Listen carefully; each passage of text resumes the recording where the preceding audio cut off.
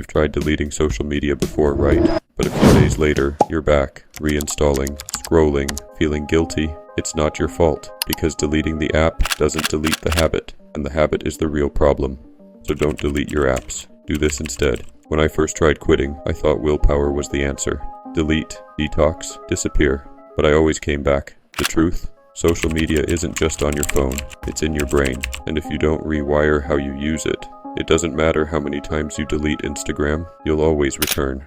But here's the shift that changed everything. Most of us treat social media like a buffet, endless consumption, until we feel sick. But here's the secret. The moment you start creating, even in tiny ways, the craving to consume starts to fade. Write a post instead of just liking one. Share an idea instead of just saving one. Even if nobody sees it, you flip the script, because creation pulls you out of the loop. And once you taste that, scrolling feels empty. So how do you do this without deleting the apps? Here's what worked for me.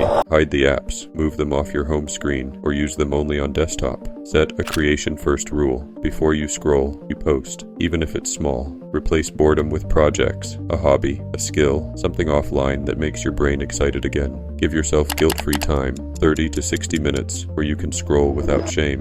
When you allow it, the urge weakens. But here's the deeper reason this matters. If you spend all your free time consuming, your life becomes a copy of other people's lives, their opinions, their highlights, their timelines. But when you create, even something small, you get your life back. Your focus sharpens, your confidence grows, and for the first time in a long time, you feel in control again. So don't delete social media. Redesign how you use it. Stop living as a consumer. Start living as a creator. Because in the end, the question isn't whether social media controls you, it's whether you'll finally use it to build a life worth sharing.